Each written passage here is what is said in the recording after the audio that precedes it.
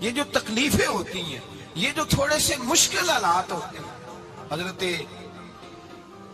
یونس علیہ السلام کی دوستی ہوگی حضرت جبریل امین سے، اور جناب جبریل ملنے آئے. حضرت یونس علیہ السلام فرمانے لگے جبریل میرا دل کرتا ہے مجھے اس بندے کی ملاقات کرا جو اللہ کا سب سے زیادہ عبادت گزار بندہ ہے. حضرت جبریل امین لے گئے دور دور فلسطین کے علاقے میں، اور لے جا کر ایک بندے سے ملاقات کرائی جس کی دونوں آنکھیں بھی کوئی نہیں تھی، دونوں بازو بھی کوئی نہیں تھی، دونوں پیر بھی کوئی نہیں تھی، اور اس بندے کی زبان پر لفظ بڑا کیا جاری تھے، یا اللہ تیرا شکر ہے، یا اللہ تیرا، بول کے کہیے یا اللہ تیرا، اے اللہ تیرا شکر ہے. شکر کر رہا تھا. حضرت جناب سیدنا یونس علیہ السلام کہنے لگے میں نے تجھے عبادت گزار کو ملانے کو کہا تھا، تو کہاں لے آیا؟ حضرت جبریل کہنے لگے یونس یہ ہر چیز جاننے کے باوجود اپنے رب کی رضا پہ راضی ہے. اس وقت دنیا میں نبیوں کے بعد جس سے اللہ سب سے زیادہ پیار کر رہا ہے وہ یہی بندہ ہے. یہ اپنے رب کی رضا پہ راضی ہے. اے تن میرا کنگی ہوئے تے میں زلف سجن دی باواں، تے پوش میرے دی جتی بن جائے تے میں یار دی قدمی آواں. مارو مارو مینو مار مکاؤ کوئی عذر نہ پیش لے آواں، تے جے سونا ہی میرے دکھ وچ راضی، جے سونا ہی میرے دکھ وچ راضی، جے سونا ہی میرے دکھ وچ راضی تے میں سکھ نو چلے ڈاواں. مانا کہ جب اس حال میں راضی ہے تو بس ٹھیک ہو گیا، ٹھیک ہو گیا. وصل اچھا ہے نہ فراق اچھا ہے، بس جس حال میں محبوب رکھے وہی حال اچھا ہے. بس جس حال میں انہوں نے رکھا بات ٹھیک ہو گئی. اس میں اب انسان شکوہ کرتے پھرے کہ یہ کس طرح ہے وہ کس طرح، اپنے آپ کو مطمئن رکھا ہے. مشکل کے بعد جو آسانیاں، حضرت لقمان حکیم، ان کے نام پر قرآن مجید کی پوری سورت ہے. حضرت لقمان حکیم علیہ رحمہ آپ اپنے بیٹے کو نصیحت کر رہے تھے. کہنے لگے بیٹا کو مشکل آئے تو گھبرانا نہیں، کوئی مشکل آئے تو کرے بیٹوں کو سمجھ آ جائے کہ مشکل آئے تو، سمجھ آ رہی ہے بات کی، مشکل آئے تو. اور کیا خوبصورت جملے، بیٹے کو بٹھا کے کہتے ہیں بیٹا چھوٹی مشکل آئے گی تو اللہ بڑی مشکلات آسان کر دے گا. سمجھو چھوٹی مشکلات آئیں تو اللہ نے بڑی مشکلیں اس نے آسان کر دی. اور آپ کو بتاؤں اصل انسان ہوتا ہی وہ ہے جو مشکلوں میں جینے کا ڈب سیکھ جاتا ہے، وہ بن جاتا ہے جو کرب کے حالات میں جینے کا سلیقہ سیکھ جاتا ہے. اپنے بچوں کو یہ سمجھانا کہ حضرت لقمان بیٹے مشکل آئے تو گھبرانا نہیں، بڑی کو ٹال دیتی ہے، وہ نیکی کا اور آسانی کا پیش خیمہ ہوتی ہے. اللہ اس کے بعد آسانی سمجھا رہے ہیں. کچھ دنوں کے بعد کہنے لگے آؤ فلاں اللہ کے نبی کی ملاقات کو چلے، فلاں نبی علیہ السلام سے ملنے چلتے ہیں. اس زمانے میں جو نبی تھے ان سے ملنے چلے گئے. بیٹے کو بات یاد تھی، گھوڑے پہ بیٹھے، امام ابن جوزی نے اس کو لکھا ہے، گھوڑے پہ بیٹھے تھے دونوں کے پاس گھوڑے تھے. اب رستہ بہت زیادہ تھا، کھانا ساتھ لے لیا، پانی ساتھ لے لیا، رستہ لمبا تھا، صحرا کا علاقہ تھا. جب جانے لگے تو اتنی سخت گرمی ہوئی کہ گھوڑے بھی بے ہوش ہونے لگے. اچانک ایسی گرم لو چلی کہ گھوڑے بھی. اب دونوں باپ بیٹا جو تھے وہ بڑی جوش میں تھے کہ جانا ہی جانا ہے. گھوڑے سے اتر کر کے پیدل چلنے لگے. اب پیدل چلتے چلتے ذرا آگے گئے تو گرمی میں جتنا بندہ پیدل چلتا ہے اتنا پیاس بھی زیادہ لگتی ہے. تو پانی پیتے رہے، کھانا کھاتے رہے، کھانا پانی بھی ختم ہو گیا. تھوڑا آگے چلے نا اس قدر تکلیف بڑی کہ حضرت جناب لقمان کے بیٹے کے پیر کے اندر ایک ہڈی پیوست ہو گئی. اتنی بڑی ہڈی تھی وہ اندر ہی چلی گئی، پیر خون کے فوارے گرنے لگے. بیٹا بے ہوش ہو گیا. حضرت لقمان اس کے سرانے بیٹھے تو بیٹا تھا نا، آنکھوں میں آنسو آ گئے. بیٹے نے آنکھ کھولی تو کہنے لگا ابا جی آپ تو صبر کرنے والے، آپ رو رہے ہیں. فرمایا بیٹے میں کیا کروں، میرے سینے میں جو دل ہے وہ ایک باپ کا دل ہے. تو باپ جو ہوا تیرا، تیری دکھ پر رونا آیا. بڑی مشکل سے دانت کے ساتھ ہڈی نکالی، ہڈی نکلی تو خون بھی چلا. صاحب زیادہ کہنے لگا حضور آپ نے تو کہا تھا ہر مشکل کے بعد آسانی ہوتی ہے، اور چھوٹی مشکل دے کے اللہ بڑی سے بچا لیتا ہے. تو ہم تو اچھے کام چلے تھے، مشکل پہ مشکل، مشکل پہ مشکل، یہ کیا ہے؟ حضرت لقمان کہنے لگے بیٹا نہ تو رب کی حکمتوں کو جانتا ہے نہ پوری طرح میں جانتا ہوں، لیکن جو میں نے کہا تھا وہ بات سچی ہے۔ فَإِنَّ مَعَ الْعُسْرِ يُسْرًا إِنَّ مَعَ الْعُسْرِ يُسْرًا، اللہ ہر مشکل کے بعد آسانی عطا فرمائے گا، اور فرمایا میرا ایمان ہے کہ ضرور ضرور عطا فرمائے گا۔ یہ بات کہہ رہے تھے کہ سامنے سے دھواں اٹھا، اتنا سخت دھواں اٹھا کہ آپ نے سوچا شاید وہاں بات یا وہاں جاتے، وہاں چلنے لگے تو پیچھے سے کسی نے آواز دی ٹھہر جاؤ رکو، وہیں رک گئے۔ تھوڑی دیر گزری تو کہا رک جاؤ، جب رکے تو ایک بولنے والا بولا، کہنے لگا تمہارے لیے تھوڑی دیر کے بعد جانوروں کا بندوبست کر دیا جائے گا، کھانے کا بھی بندوبست ہو جائے گا، بچے کا پیر بھی صحیح ہو جائے گا، چلے جانا لیکن ذرا ٹھہرو۔ حضرت لقمان کہنے لگے بولنے والے تو کون ہے؟ تو کہنے لگے میں اللہ کا فرشتہ ہوں، میں اللہ کا فرشتہ ہوں۔ کہا اللہ کے فرشتے اور یہ سارا کچھ کیا ہے؟ تو فرشتہ کہنے لگا اصل بات یہ ہے کہ سامنے بستی پر مجھے عذاب نازل کرنے کا حکم ملا تھا، آپ بڑی تیزی سے آ رہے تھے، میں نے رب سے دعا کی کہ اللہ اس باپ بیٹے کی غلطی کوئی نہیں، مہربانی فرما۔ رب نے پہلے آپ کو صحرا میں الجھایا، پھر میری دعا کی برکت سے آپ کے گھوڑے ٹھہر گئے، پھر میری دعا کی برکت سے آپ کا پانی ختم ہوا، پھر میری دعا کی برکت سے آپ کے بیٹے کو زخم آیا، پھر میری دعا کی برکت سے سامنے سے دھواں اٹھا۔ فرمایا یہ جو تمہیں مشکل پہ مشکل آ رہی تھی، یہ تو میرا رب تمہیں عذاب سے بچانا چاہ رہا تھا، یہ جو تمہیں مشکل پر مشکل آ رہی تھی تو میرا مالک تمہیں عذاب سے بچا رہا تھا، تم سمجھ ہی نہیں رہے تھے۔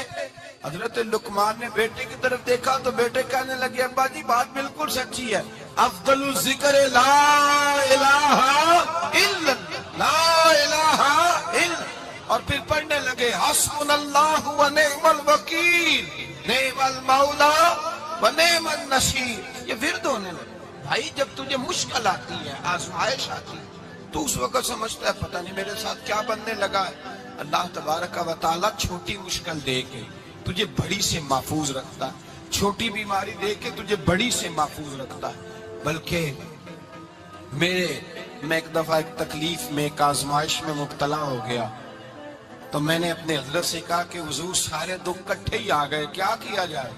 تو آپ فرمانے لگے بڑے خوش نصیب ہو، جوانی میں اللہ نے دکھ دے دیے، بڑھاپے میں آئے تو برداشت نہیں ہوتے، یہ تو بڑے وقت پہ آ گئے، شکر ادا کرنا چاہیے، اس زمانے میں برداشت نہیں ہوتے، اب آسانی ہے، ان کو برداشت کرو، ہمت کرو۔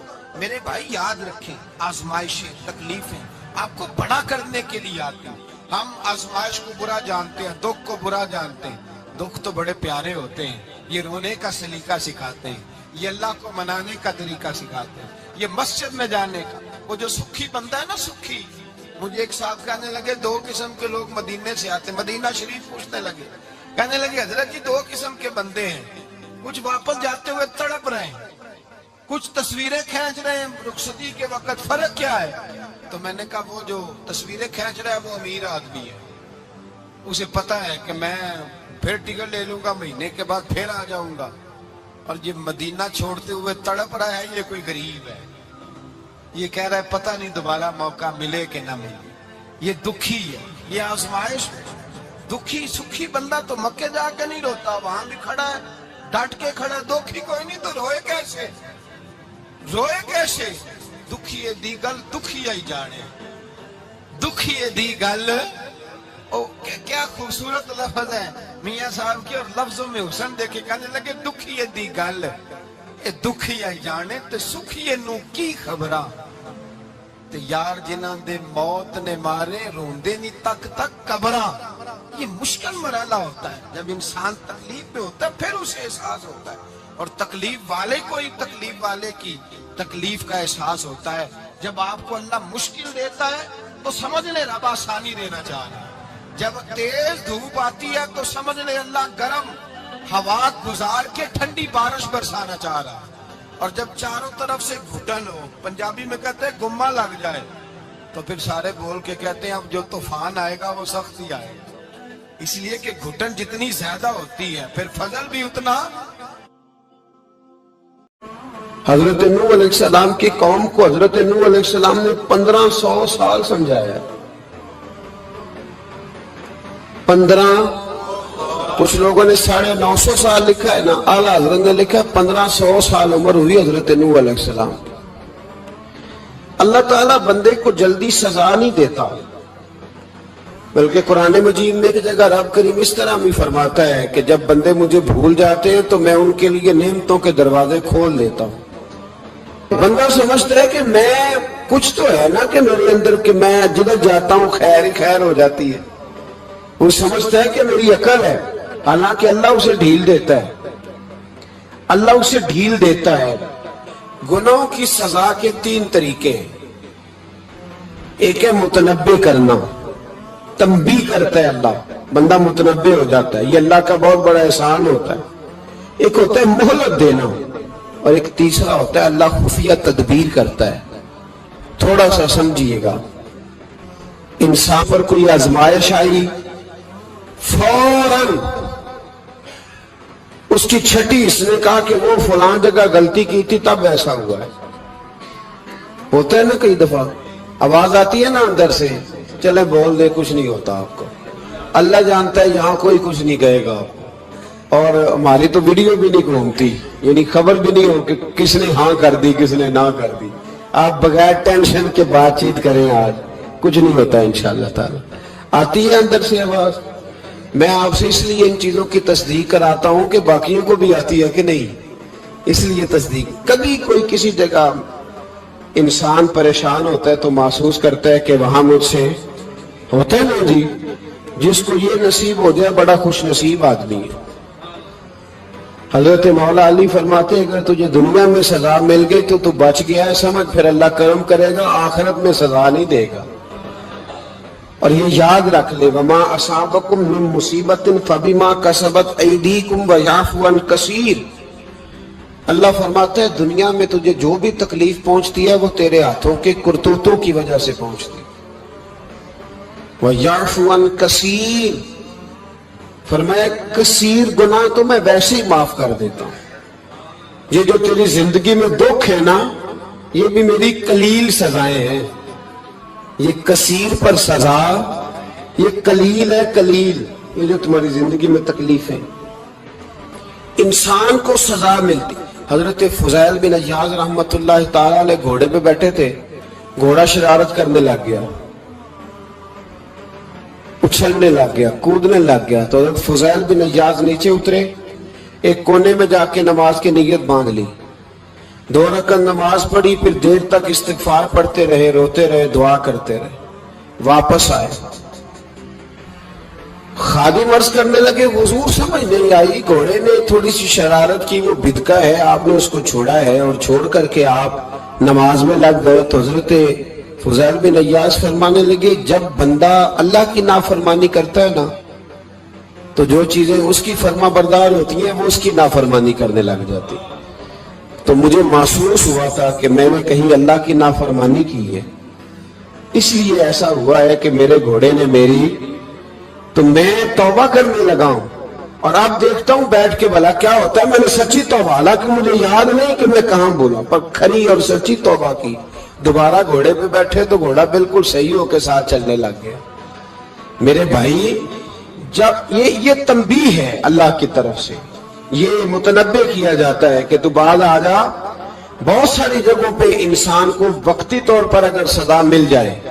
نبی پاک علیہ السلام کی خدمت میں ایک صحابی آئے، بات مضبوط کر دوں، واقعہ سنایا ہے نا تو کچھ لوگ سمجھتے ہیں کہ یہ واقعہ ہے، تو میں ایک حدیث پاک امام بہقی کی لکھی ہوئی عرض کرتا ہوں.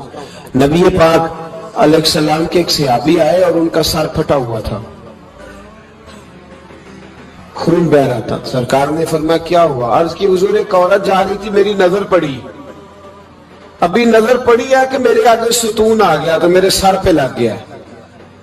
نبی پاک صلی اللہ علیہ وسلم نے فرمایا تیرے لیے خوشخبری ہے، اگر دنیا میں تیری غلطی کی تجھے سزا ملی ہے تو پھر رب تجھے قیامت میں سزا نہیں دے گا. پھر اللہ قیامت میں سزا، بعض گناہ ایسے ہیں جن کی یہاں بھی سزا ملے گی اور وہاں بھی ملے. لیکن میرے بھائی پہلی بات یہ ہے کہ اللہ تعالیٰ اس غلطی کی یہی سزا دے لے اور دعا فرمائے اللہ تبارک و تعالیٰ یہاں بھی معافی عطا فرمائے وہاں بھی معافی عطا فرمائے، اللہ درگزر فرمائے۔ لیکن میرے بھائی ایک تو ایک سزا یہ ہوتی ہے کہ انسان جب گناہ کرنے لگتا ہے تو اللہ نعمتوں کے دروازے کھولتا ہے، مہلت دیتا ہے۔ 500 سال تک فرعون کو مہلت دی، کتنے؟ یہاں جو 5 سال حکومت کر لیتا ہے وہ کہتا ہے سب سے قابل میں ہی ہوں، مجھے مہلت ملی ہوئی ہے۔ 500 سال مہلت دی اللہ تعالیٰ نے، اور فرعون کی قوم پر پتہ عذاب کس طرح کیا ہے؟ ٹڈیاں مسلط کر دی اللہ نے۔ یہ گھومتی نہیں چھوٹی سی، ہم اپنی زبان میں اس کو کچھ لوگ مختلف ناموں سے یاد کرتے ہیں، کوئی مکڑی کہتا ہے، کوئی کچھ کہتا ہے، مسلط کر دی، جاتی نہیں۔ ان پر بنی اسرائیل کے ان مقابل جو فرعون کی قوم تھی ان پر الزام اس طرح کا عذاب آیا کہ مینڈک مسلط کر دی اللہ تعالیٰ۔ برتن کھولتے تھے اندر مینڈک نکلتا تھا، دنیا کی ہر دوائی استعمال کرتے تھے لیکن مینڈک نکل آتا تھا۔ تھوڑا سا سمجھا کریں چیزوں کو، ہمارے رنگ نہیں زیادہ گورے کہ ہم پر عذاب نہیں آتا، کوئی بہت زیادہ اللہ تعالیٰ معاف فرمائے دولت نہیں جمع کرا بیٹھے شاہی خزانے میں کہ ہم سے پوچھا نہیں جائے گا۔ یہ مہلت ہے، مہلت کو مہلت سمجھو۔ پھر جب پکڑ آتی ہے نا اللہ کریم کی، میں نے دیکھا ہے کروڑوں روپیہ، 6 اولادیں، ایک شخص کے بچے باہر سے آ رہے تھے، وہ بندہ بیمار تھا، مجھے کہنے لگا حضرت جی دعا کریں میں ان کے آنے سے پہلے مر جاؤں ورنہ آ کے مجھے مار دیں گے، دعا کریں۔ اتنی بے سکونی، کروڑوں روپیہ پڑا تو یہ عذاب نہیں؟ کوئی ضروری ہے کہ پتھر ہی برسیں گے تو سمجھ آئے گی؟ یہ جو سگا بیٹا بوڑھے باپ کے قریب سے گزر جاتا ہے سلام نہیں لیتا تو اس کو عذاب نہیں سمجھتے؟ یہ جو امت کی بیٹیاں، امت کی بچیاں، ہماری بچیاں ایک سال کے اندر 75,000 ہزار بچی ایک ڈویژن سے بھاگ کے شادی کر رہی ہے اور ایک صوبے سے، تو اس کو آپ اللہ کا عذاب نہیں سمجھتے؟ یہ معمولی بات ہے؟ نہیں ہمارے رنگ ہو رہے ہیں، ہم بڑے سمارٹ ہیں۔ 1500 سال مہلت دی نوح علیہ السلام کی قوم کو۔ کتنے سال؟ بول کے بتائیے، بول کے دوبارہ بولیے۔ 1500 سال۔ کوئی آدمی اپنی سمارٹنس پہ خوش نہ ہو جائے کہ 20 سال ہو گئے میں تو نافرمانی بھی کر رہا ہوں، روٹی بھی پک رہی ہے، میں تو حرام بھی کھا رہا ہوں، پھر بھی سب ٹھیک ہے۔ 1500 سال مہلت دی۔ پھر حضرت نوح کہنے لگے اللہ میں نے تو بڑا سمجھایا نہیں باز آتے، تو رب کریم نے فرمایا کشتی بناؤ۔ اللہ کے پیغمبر کشتی بنانے لگے تو قوم مذاق اڑانے لگ گئی۔ اب کیا کرنے لگے ہو؟ اب کشتی بنانے لگے ہو، خیر تو ہے، قوم مذاق اڑا رہی ہے۔ حضرت نوح علیہ السلام کا آپ نے کشتی بنائی، پانی کہاں سے نکلا؟ نہ بارشیں ہوئی نہ سیلاب آئے، ایک تندور تھا اس کے اندر سے پانی نکلنا شروع ہو گیا۔ کبھی تندور سے بھی پانی نکلا ہے، پر جب نکالنے والا چاہتا ہے تو وہاں سے بھی ایک تندور سے پانی نکلا، اتنا نکلا اتنا نکلا اتنا نکلا کہ قوم ساری ڈوب گئی۔ قرآن مجید کے صفحات شہادت دیں گے کہ حضرت نوح کی قوم کا بچہ بہ گیا، بچے صرف وہ تھے جو حضرت نوح کے ساتھ ہو گئے، تباہ ہو گئی۔ اللہ بے نیاز ہے، بے نیاز۔ 1500 سال مہلت ملے اور تو پھر بھی کہے رب بڑا کریم ہے معاف کر دے گا۔ 1500 سال تجھے گنجائش دے اور تو کہے کوئی نہیں بات معافی ملنی چاہیے ابھی بھی۔ میرے بھائی حضرت صالح علیہ السلام کی قوم، حضرت صالح نے تبلیغ شروع کی تو کہنے لگے پہلے معجزہ دکھاؤ۔ جی آج تو نہیں لوگ معجزے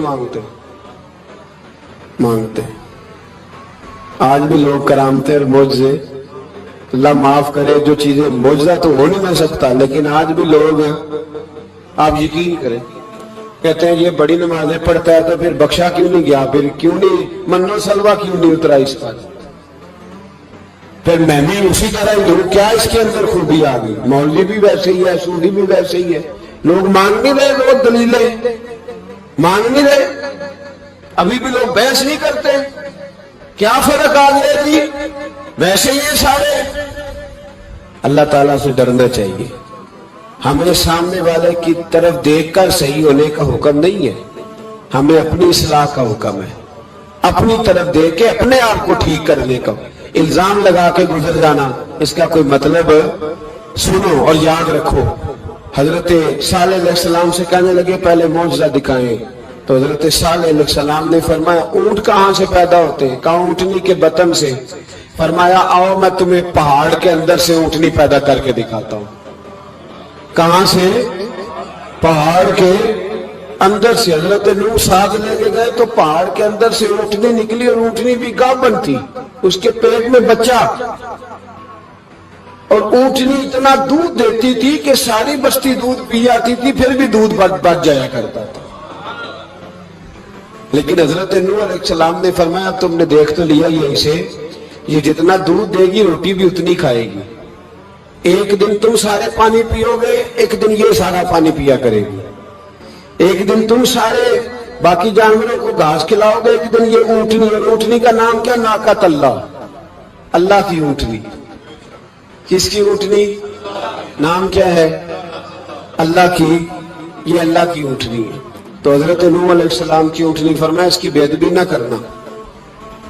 बाज नहीं आए लोग, बाज नहीं आए, कहने लगे जी दूध देना तो ठीक है, पर ये जो सारा पानी पी जाती है ना ये सही नहीं, ये जो सारी घास खा जाती है ये नहीं ठीक, दूध देना तो ठीक है पर ये नहीं सही। आपने फरमाया इसे कुछ ना कहना, अल्लाह की ऊंटनी है। मैं कहा करता हूं उन लोगों ने नाकतुल्लाह की बेअदबी की, हजरत नूह अलैहिस्सलाम की ऊंटनी की टांगे काट दी, सालेह अलैहिस्सलाम की। और देखो अल्लाह बड़ा बेनियाज है, अगर पैदा करना जानता है तो हिफाजत करनी नहीं जानता। लेकिन रब करीम ने फरमाया ना करना। उन्होंने उनके पैर काट दिए, कानों पे छुरियां लगाई। ऊंटनी जब मर गई, ऊंटनी अल्लाह तबारक व तआला की वो ऊंटनी जब मर गई तो हजरत सालेह अलैहिस्सलाम की कौम पर रब करीम ने जलजला भेजा। इज़ा ज़ुलज़िलतिल अर्दु ज़िलज़ालहा, जब जलजले आएंगे और जब उनका जलजला आना ठहर, जलजला आता है ना, क्या करती है कौम? ला इलाहा इल्लल्लाह, ला इलाहा इल्लल्लाह, कलमे जारी हो जाते हैं। बल्कि एक दफा ऐसा भी हुआ कि मस्जिद में ऐलान होने लगे जलजला आ रहा है, जो फजर के लिए नहीं उठे जलजले के लिए वो भी उठ गए। जिनका दावा है ना मेरी सवेरे आंख नहीं खुलती, उनकी लगी नहीं कितने घंटे, बाद में भी नहीं लगी। टीवी पे ऐलान होते रहे कोई नहीं आ रहा, सो जाओ चुप करके, लेकिन आंख लगी। मौत से तो डरता है, अल्लाह से डरता ही नहीं। मौत का खौफ है, रब का नहीं। जलजला आया, सारी कौम तबाह हो गई। बताओ अगर नाकत अल्लाह की गुस्ताखी हो तो अल्लाह नाराज हो जाता है, और अगर औलिया अल्लाह की हो, अगर औलिया अल्लाह की हो तो रब नाराज नहीं होता। शर्म नहीं आती लोगों को दाता साहब की बेअदबी करते, शर्म नहीं आती लोगों को गौसे आजम की गुस्ताखी करते, हया नहीं आती जिन्होंने दीन फैलाया उनकी बेअदबी। मैं दर्द से कहता हूं, रो के कहता हूं, और अगर कलेजा फट सके तो मैं दिखाऊं जख्म कितने। एक आज के मौके पर एक बाबा जी, उस साल 4,80,000 रुपए का प्राइवेट हज था, और बाबा जी की कैफियत कमजोर थी, बेचारे बीमार थे। इसके बावजूद वो गए, बूढ़े आदमी जाके बैठिए, बुजुर्ग, और कितनी मुश्किल है वहां मिना, मुजदलफा, अरफात, तवाफे ज़ियारत, कितना मुश्किल काम है तवाफे ज़ियारत करना, तवाफे विदा करना। किस कठिन से हज किया, बुढ़ापे में पैसे नहीं लगाए। और जब वो रोजा रसूल पे गए सल्लल्लाहु, और उन्होंने जाके नबी पाक सल्लल्लाहु अलैहि वसल्लम के रोजे की तरफ मुंह करके दुरूद शरीफ पढ़ा तो एक मुल्ला ने उठ के कह दिया तू तो मुशरिक है। तो मेरी रूह कांपी। मैंने कहा तुझे शर्म नहीं आई, हया नहीं आई? اس کی عمر دیکھ، کس بڑھاپے میں کہاں سے چلا، کہاں آیا۔ یہ مشرک ہوتا تو کسی مندر میں جاتا، یہ مشرک ہوتا تو کسی گرجے میں جاتا، یہ مشرک نہیں، یہ مومن ہے۔ اور یہ وہ والا مومن ہے جس کے سینے میں دل جب دھڑکتا ہے تو خالی دھڑکتا نہیں، ساتھ وہ محمد عربی پہ درود و سلام بھی پڑھتا ہے۔ شرم نہیں آتی لوگوں کو، اتنی بڑی گستاخی کرتے ہیں۔ یہ روضہ رسول پہ آیا مشرک ہے۔ میں نے تو ایک مولوی کو صاف صاف کہا تھا، میں نے کہا اگر میں مشرک ہوں تو نکالو، مشرک کا داخلہ تو یہاں ویسے ہی منع ہے۔ شرم نہیں آتی، اپنی زبان کا ہی پاس کرو کچھ۔ اتنا ظلم، اتنی بڑی فرقہ واریت امت میں، اتنا امت کو تقسیم کرتے ہو، تمہیں شرم نہیں آتی؟ جہاں سے اتحاد کا پیغام دینا چاہیے وہاں سے تم لوگوں کو فرقے کا پیغام دیتے ہو، ایک مقصود فرقے کی تبلیغ کرتے ہو۔ خدا را، تو میں کہہ رہا ہوں ناقت اللہ کی بے ادبی پہ عذاب آتا ہے، تو اولیاء اللہ کی بے ادبی پہ نہیں آتا۔ داتا صاحب ساری دن کی تبلیغ کرتے رہے، ایک آدمی نے اٹھ کے کہہ دیا جناب وہ تو شرک کا اڈا ہے، تو رب کریم ناراض نہیں ہوتا ان باتوں سے؟ ہمیں خیال کرنا چاہیے، اللہ سے ڈرنا چاہیے۔ ان چیزوں سے عذاب آتا ہے اور آ رہا ہے، اللہ تعالی ہمیں محفوظ فرمائے۔ اللہ ہمیں اس سے، قوم لوط پہ بھی عذاب آیا، ہم جنس پرستی، مرد مردوں سے بدکاری کرتے ہیں۔ حضرت نوح نے سمجھایا کہ یہ کام درست فطرت کے خلاف ہے، یہ کام درست نہیں۔ جب انسان یہ کام کرتا ہے تو زمین اور آسمان کانپتے ہیں۔ اب میں کیسے کھول کے بتاؤں، میرے پاس اعداد و شمار ہے کہ پاکستان کے اندر اس کام کی کیفیت کیا ہے اور کس طرح کر کے لوگ، میں تو رونا روتا رہتا ہوں داڑھی کا۔ لوگ کئی دفعہ کہتے ہیں حضرت صاحب پہلے بھی آئے تھے تو داڑھی کی بات، پھر بھی آئے تو داڑھی کی بات، تو میں رونا روتا ہوں۔ اس لیے روتا ہوں کہ جو کلین شیو نوجوان ہوتا ہے وہ امرد کے حکم میں، اس پر وہی حکم لگتا ہے جو عورت پہ لگتا ہے۔ اس کے ساتھ مرد کا اٹھنا بیٹھنا اسی طرح ناجائز ہے جس طرح عورت کے ساتھ۔ حضرت جنید بغدادی رحمت اللہ تعالیٰ علیہ کے سامنے ایک شخص نے کہا وہ کتنا خوبصورت نوجوان جا رہا ہے، تو آپ فرمانے لگے تو حافظ قرآن نہیں کہا؟ ہاں۔ فرمانے لگے جا اپنے حفظ کی خیر مناؤ۔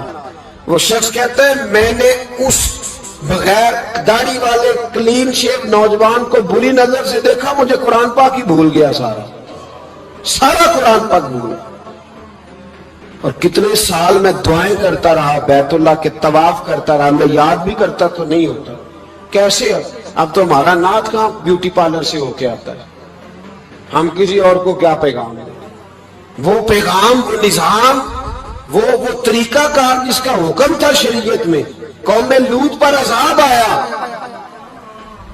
صحیح بیٹھتے ہوں گے بچے جو موٹر سائیکلوں پہ بیٹھتے ہیں، میں نے گجرانوالہ کی سڑکوں پہ بچوں کو، نوجوانوں کو جو تماشے کرتے سرے عام دیکھا ہے تو مجھے ڈر لگتا ہے۔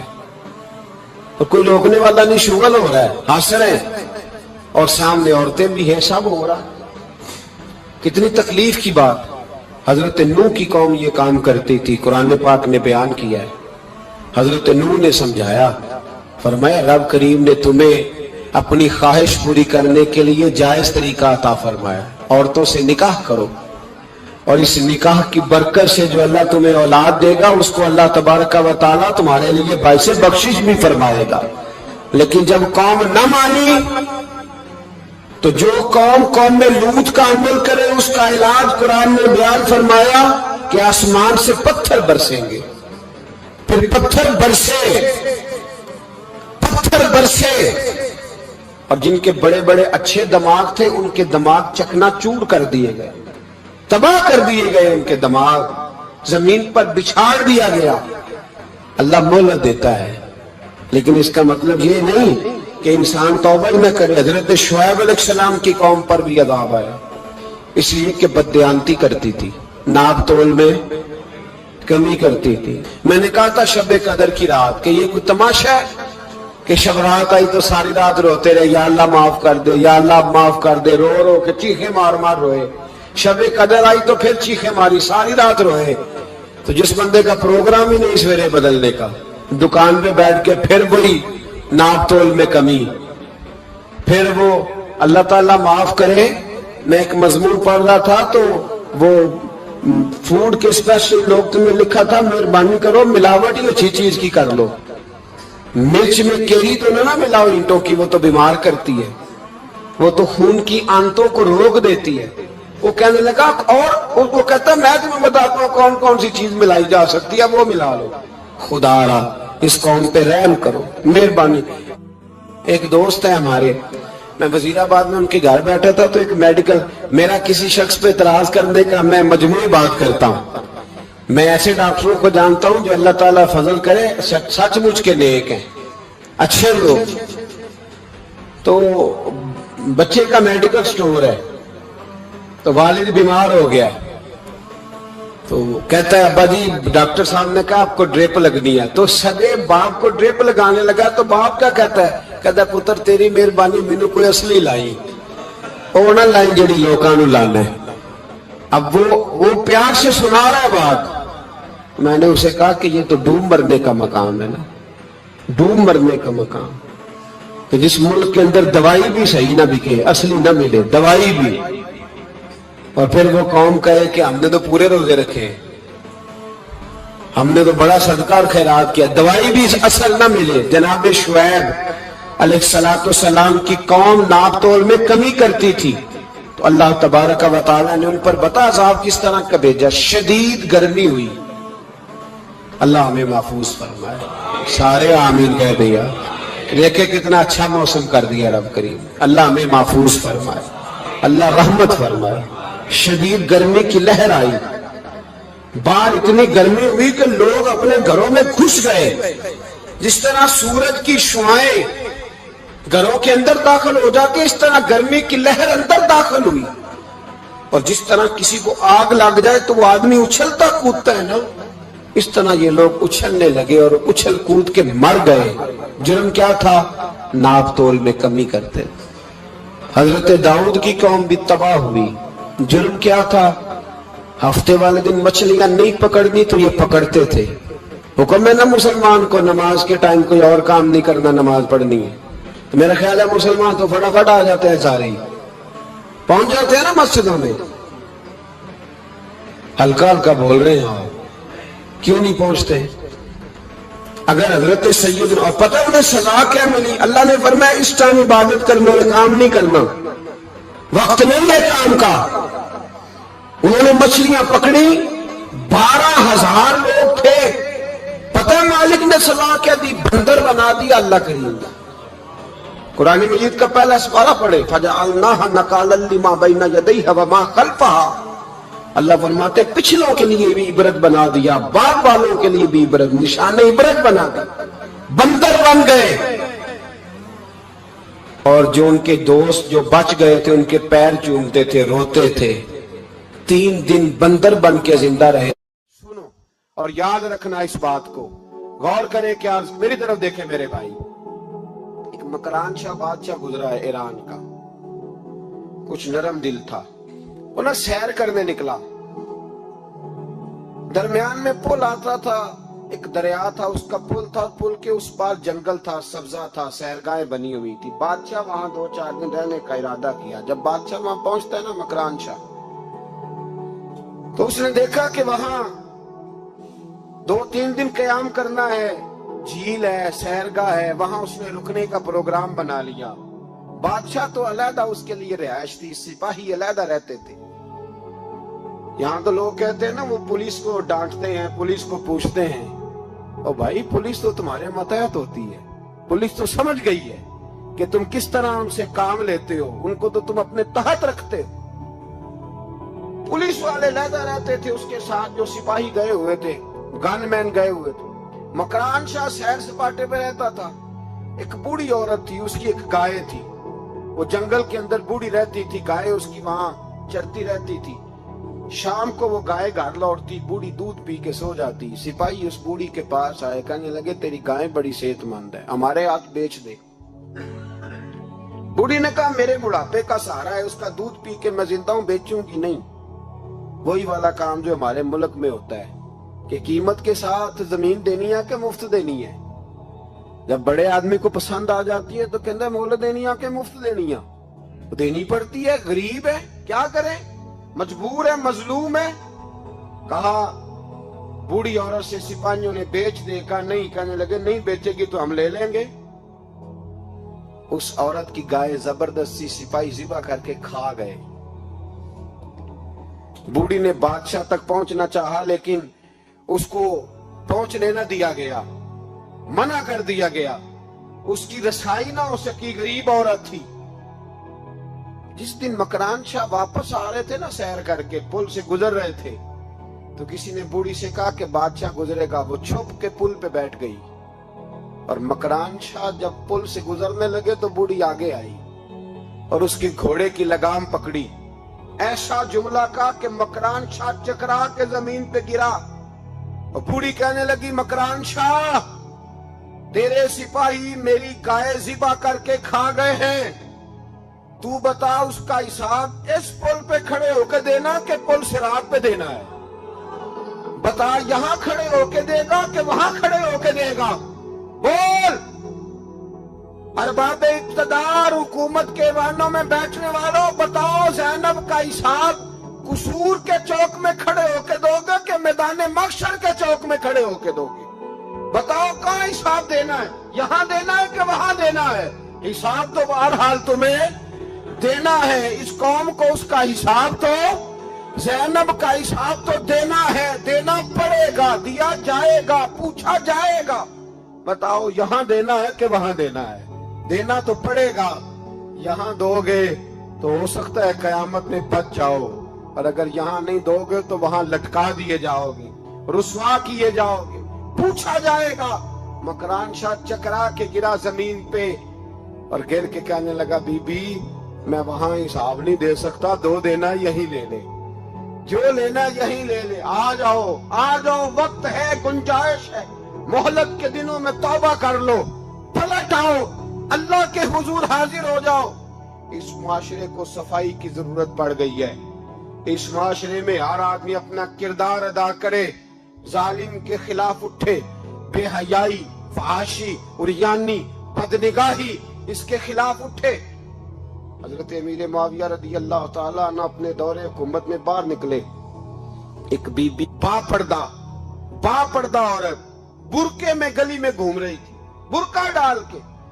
حضرت امیر معاویہ دوڑ کے مسجد چلے گئے، رونے لگے، کہنے لگے صحابہ کے زمانے میں یہ عورتیں گلی میں آ گئی ہیں، ہمارے دور میں ہی آ گئی ہیں، کہیں اللہ کا قہر نازل نہ ہو جائے۔ حالانکہ وہ با پردہ تھی بی بی، یہاں تو بڑی ڈٹائی کے ساتھ فرنٹ سیٹ پہ بے پردہ عورت کو بٹھایا جاتا ہے اور دلیلیں دی جاتی ہیں کہ ہم پڑھ لکھ گئے ہیں، ایف ایس سی اور بی ایس سی ہماری تعلیم ہے، ہمارے پاس ابھی تازی تو کار آئی ہے، تو بتائیں نا کہ جو کار پہ بیٹھی ہے وہ کار کی مالکن ہے۔ یہاں تو ہر چیز کھول کے بیان کرنا لوگوں نے اپنے لیے ضروری سمجھ لیا ہے، اپنے کلچر کا حصہ بنا لیا ہے۔ خدا را فحاشی کے خلاف، بے حیائی کے خلاف، عریانی کے خلاف اٹھو اور اس پل کو باندھو۔ جب تک فحاشی رہے گی، عریانی رہے گی، پاکستان میں 10 کے قریب بچوں کے ساتھ روز زیادتی ہوتی ہے۔ یہ آپ کے قومی اخبارات کی آج صبح کی رپورٹ ہے۔ یہ تو وہ چیزیں ہیں جو کھل کے باہر آ گئی، اور اس کے علاوہ جو بے حیائی کے اڈے کھلے ہوئے نہ جانے ان کی تعداد کتنی، کس قدر زیادہ ظلم ہو رہا ہے۔ میرے رسول پاک صلی اللہ تعالی وسلم نے فرمایا جب کوئی زنا کرتا ہے تو ایمان اس کے سینے سے نکل جاتا ہے اس کے سینے سے۔ آنکھوں پر پردہ ہونا چاہیے، کانوں پر پردہ ہونا، اور اگر زینب کے قتل کے بعد بھی کسی کے موبائل میں گندی تصویر ہے اور اس کے قتل کے بعد بھی بے حیائی کے گانے اس کے موبائل میں ہیں، تو پھر وہ رسم کے آنسو نہ بہائے، پھر وہ صرف 2 منٹ کے لیے آگے بڑھ کے مرثیہ خان نہ بنے، وہ پھر شاعر اور ادیب بننے کی کوشش نہ کرے، وہ پھر اپنے حصے کا جملہ لگا کر اپنے آپ کو فیس بک پہ ایکٹیو رکھنے کا تماشا نہ کرے۔ کیا مطلب ہوا ان چیزوں کا؟ اگر ابھی بھی برائی کے خلاف نہیں اٹھنا، بے حیائی اور فحاشی کے خلاف نہیں اٹھنا، میرے عزیزو آخری بات سننا اور اس کو ہمیشہ یاد رکھنا۔ میرے نبی پاک صلی اللہ تعالی علیہ وسلم نے فرمایا ہے کسی ایک مسلمان کے قتل میں اگر اہل زمین اہل آسمان سارے بھی شریک ہو جائیں سارے، تو فرمایا ہو سکتا ہے اللہ سب کو جہنم میں ڈال دے۔ اس لیے کہ جو قتل ہے نا، قتل ایک ہے زیادتی اور ایک ہے پھر اس کے بعد قتل، ایک انسان کا قتل انسانیت کا قتل، اتنا بڑا ظلم۔ اور یہاں تو اب قتل کی خبر آ جائے نا اخبار پہ تو اتنی دلچسپی والی رہتی نہیں، اتنے لوگ قتل ہو گئے کوئی حرج نہیں، یہ تو ہمارے ہاں تو کسی سیاستدان کی شادی کی خبر آئے گی تو بہت دلچسپی والی ہوگی، اس پر تبصرے ہوں گے، کمنٹس ہوں گے، ایک بندہ مر گیا ٹھیک ہے، غریب آدمی تھا، قتل ہو گیا، جان چھوٹی، معاذ اللہ، اس پہ کون توجہ کرتا ہے؟ یہاں تو ان کے میلے چھیلے تماشوں پر لوگ تبصرے کرتے ہیں، یہ جو کوئی نئی ایکٹنگ کر کے دکھاتے ہیں اس پر ہماری توجہ جاتی ہے۔ اتنی عورتوں نے خودکشی کر لی اس لیے کہ شام کو کھانا نہیں تھا، بچوں سمیت دریا میں کود گئی، یہ ہوتا رہتا ہے، اس کی خیر ہے، معاذ اللہ۔ یہ تو سارے زمانے میں، یہ دیکھو کہ کسی سیاسی لیڈر نے کوئی نئی ایکٹنگ کی ہے تو اس پر تبصرہ کرتے ہیں، اس پر تھوڑی دیر بیٹھتے ہیں۔ او خدا کے بندو، اپنی ترجیحات بدلو۔ میں کہا کرتا ہوں ان کی گاڑیوں کے پیچھے بھاگنا چھوڑ دو گے تو یہ صحیح ہو جائیں گے، ان کی جائز ناجائز چیزوں پر نعرے لگانے بند کر دو گے تو یہ صحیح ہو جائیں گے۔ خدا را زینب تو چلی گئی پر ہمیں ایک پیغام چھوڑ کے گئی ہے کہ فحاشی کے خلاف اٹھ کھڑے ہو، اب ظلم کے خلاف لڑنا سیکھو، اب اپنے اندر یہ طاقت پیدا کرو، اب طاقت پیدا کرو۔ ہمیں سارا پتہ ہوتا ہے لیکن اس کے باوجود ہم ظالموں کے ساتھ کھڑے ہو کے ان کی تعریفیں کرتے ہیں، تصویریں لگاتے ہیں، سپورٹر ووٹر بنتے ہیں۔ اب اس کام سے باز آ جاؤ، خدا را اب بھی سمجھ جاؤ۔ اے اللہ، جمعے کے دن اس اجتماع میں تیری بارگاہ میں دعا کرتے ہیں، خداوندہ ساری بیٹیوں کو حفاظت کا پردہ عطا فرما، اللہ سب کے لیے حفاظت کے پردے نصیب فرما، اور میرے مولا ظالموں کو کیفر کردار تک پہنچا، اللہ ان ظالموں کو